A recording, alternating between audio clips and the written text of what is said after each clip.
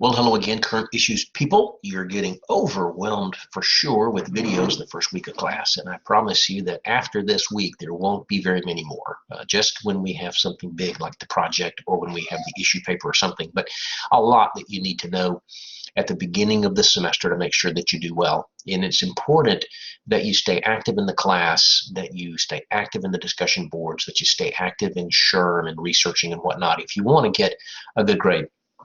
The purpose of this video is to talk about the discussion board, to tell you and show you some settings that I'd like for you to make, and to look at the rubric that I'm going to use to grade the discussion boards.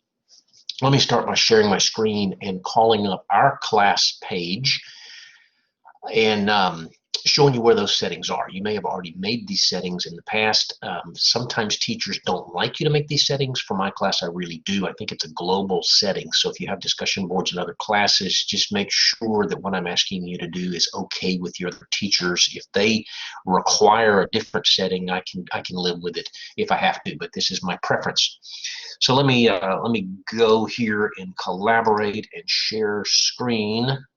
Pick up that. That's going to make the there you go. There's that little funny thing that it does. I want to go to the homepage here. Hopefully you are seeing my class homepage. The changes that I want you to make here, you'll have to go, first of all, to click on your name here and click on account settings. When that page refreshes itself, you should be on the account settings tab. We're going to make a change here, or at least look to make a change, and then look to making a change here. First thing on the account settings page, come down here and look at reading content and see whether there's a check mark here or not. Okay, what this is telling the computer in Georgia or GoView to do is related to discussions primarily. Part of the grading for your discussion each week, and as you're a team lead, is to read the discussion posts that your classmates have put in. And this question says, as you scroll down the page and look at one discussion after another, when you've passed that discussion, do you want it to automatically get marked as having been read, or do you want to do it manually? And if you check that box, you have to manually indicate that you've read that message. If you uncheck this box, it will mark it as read for you. So it's easier. You don't have to remember to go back and mark read. So I would encourage you, unless your teacher says otherwise, I don't think that most teachers would care about this particular setting, make sure that there is no check mark, because you want it to automatically mark items as read. Okay, so that's the first thing. It was on the account settings page under reading content. Leave that blank. Second thing is going to be clicking on the discussions tab, and you'll see as you scroll down here, reply settings. Now this is the one that some teachers want you to leave checked. Let me explain what this does. I go in and I create a discussion post, and then you go in and make a comment on my post. When you hit submit, if this box is checked, what Johnny will see when he logs in is my post. He'll read through it, then he'll see your post, and then he'll see my post again. So my post will be in there twice. And then if Louise posts on mine, you'll scroll and see my post, then Johnny's post, then my post, then Louise's post, then my post, and you get the picture. My post shows up every time you post on it if this box is checked yes. Some teachers like that to be checked yes, because when they go in and read yours, they want to be able to reflect back on what the original person wrote, but I don't. It just makes it harder for the computer to recognize that you've read that post. So I would say for our class, unless another teacher overrules me, make sure that there is no check mark here, because you do not want to include the original post in the reply. It just makes it take longer to read the posts. Once those things are changed, you're going to save and close, and then you're ready to go in and read the discussion boards. Now, let me show you about that reading of the post and what that looks like. I'm going to jump over to one of my master's classes and show you an example of how that works in their introductory discussion. All right, so here's their introductory discussion from our organizational leadership class. I'm going to look down here and see for particularly Amy Johnson. You see this blue line on the side here. As I scroll down, there is no blue line because it has marked that I've read that post. I have not read any of these posts that have a blue line next to it. When I go to Amy's post, you'll see there is no blue line here. I made a response. I've turned off my include original post in reply, so her stuff is not down here. But you see down here, it says that there's a blue line here. I made a post and made a comment to her original post, and now she's replying to my post. As I scroll down here, I've got to get down to the bottom of this post, and once I've been there for 2 or 3 seconds, that blue line goes away. The blue line went away because I made that first correction to the settings to automatically record post as read. That's why it's important that you check that or uncheck that box. Otherwise, if you still have that box checked, you got to come in here and say mark post as read is what it would say here, and you got to do that one by one by one by one. Hopefully that really illustrates to you the importance of making those 2 changes. Now I'm going to stop sharing here for a moment, go back to my original screen there, and I think all you see when I share my screen is the screen itself. You don't see me, so I'll come back here to remind you that I'm still here. It's not just this little voice coming out of nowhere. And I'm going to share screen again, and I'm going to go to the grading rubric. Now we can do this. Here's the grading rubric. Let's make this thing a little bit larger so that you can see it well. There's a number of things that I'm looking for as you're making these posts, and it's going to be a little different this week because we didn't have Sunday and Monday to work with.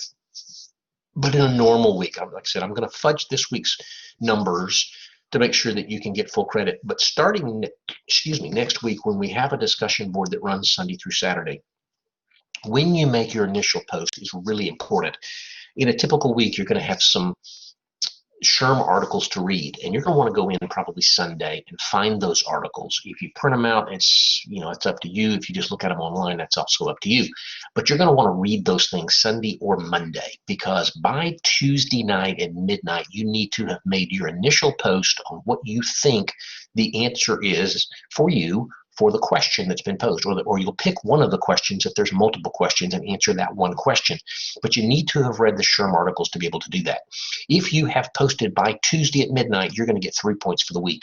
If you wait until Wednesday or Thursday for that first initial post, you're going to lose a point. If you wait until Friday, you're going to lose another point. And if you make your main post at the end of the week on Saturday or on Sunday, you're not going to get any points at all for your initial post.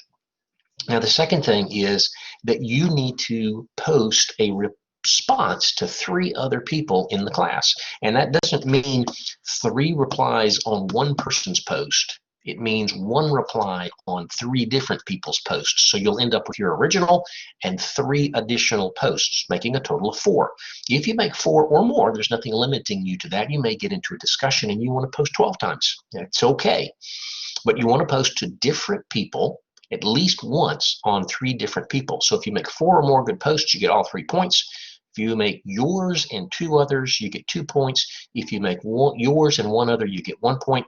If you don't make any posts except your own, you get no points. Now, I've set up the discussion boards for the most part to where you can't see anything that anybody else has done until you've made and submitted your original post. So when you first go in there, there's nothing to read. There's nothing to reply to. You got to think of the answer to the question and post it before you get to anybody else. And then to make sure that we spread these things out, you'll get 1 point if you make a post on Sunday, Monday, or Tuesday, and no points if you don't. You'll get 1 point if you make at least 1 post on Wednesday or Thursday, and no points if you don't. You'll get 1 point if you make a post on Friday or Saturday, and no points if you don't. That kind of ties in and reinforces the next thing here, that is the spacing on your posts. I don't want all of your posts made within a 15-minute period on one day.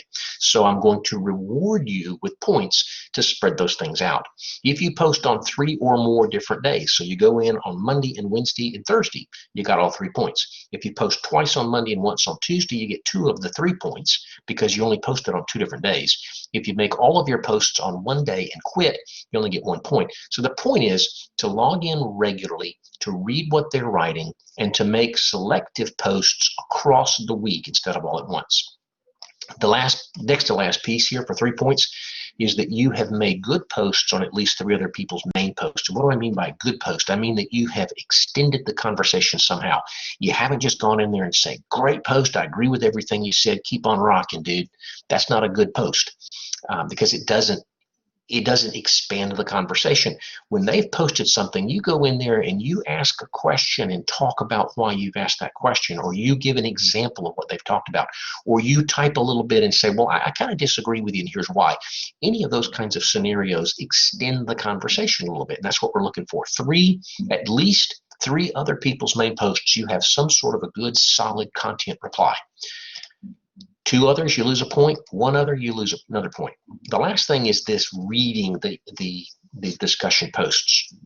You have to have read at least 90% of everything that's out there to get full credit. That's why that blue line matters. Inevitably, I'll have a semester where somebody says, I read every stinking one of those things, and you gave me a 0 on yours, reading less than 80. Well, the reason for that is because the blue line never went away. I'll run a report at the end of the week that tells me how many posts were made and how many posts you individually read based upon how many blue lines there are. If there are no blue lines, it'll show me you've read every post. If there are some blue lines, it'll subtract that from the number of posts and it'll tell me that you've read that number. So make sure that blue line goes away. If you've read 90% or more, you get 3 points. 85 to 90%, 2 points. 80 to 84%. If you read less than 80%, you haven't done what we need to do to have a discussion here. Now, one thing to consider before I end this video, I'm going to stop the sharing. I'm going to go back to my face. All right. I designed the discussion board to go from Sunday morning, let's say Sunday the 1st at 1 a.m., and not end until the next Sunday, the 8th at 11:59 p.m. But I don't want you making posts on that second Sunday. The second Sunday is only for reading. So hear this and hear it clearly. You write Monday through Saturday. Anything you write on Sunday does not count. If you post on Monday and Thursday and Sunday, you only get credit for 2 posts because Sunday does not count. Sunday is for reading, not for writing. The reason I do that, I used to end the discussion board at 11:59 p.m. on Saturday. People would go in at 9 p.m. on Saturday and read everything and log out and go to bed.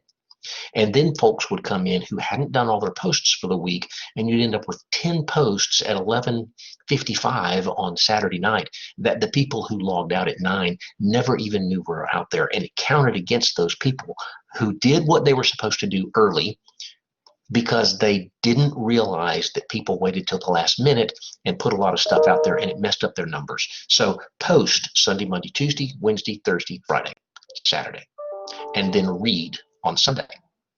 Anything that gets posted on Sunday does not go into the official count for posts that need to be read. And so anything that's posted on Sunday, you're not going to be penalized for if you haven't read it. Hopefully that makes sense. That's a long video for now, but that might give you everything you need to do well on the discussions. To simply put, make your initial post Sunday, Monday, or Tuesday. Post on 3 different people on different days of the week, and make sure you keep up with the reading. It reads pretty quickly, but if you wait until the end, there's a lot of stuff out there. We have 16 people in the class who are required to make 4 posts apiece. That's 64 posts, and that's manageable. I've got master's level classes with 40 people who have to make 3 posts apiece. They've got to read twice as much as you do. You can do this, but don't try to do it all in one setting. Do a little bit every day, and you'll be fine. If you have questions, ask Dr. Grimes on the discussion boards. Bye for now.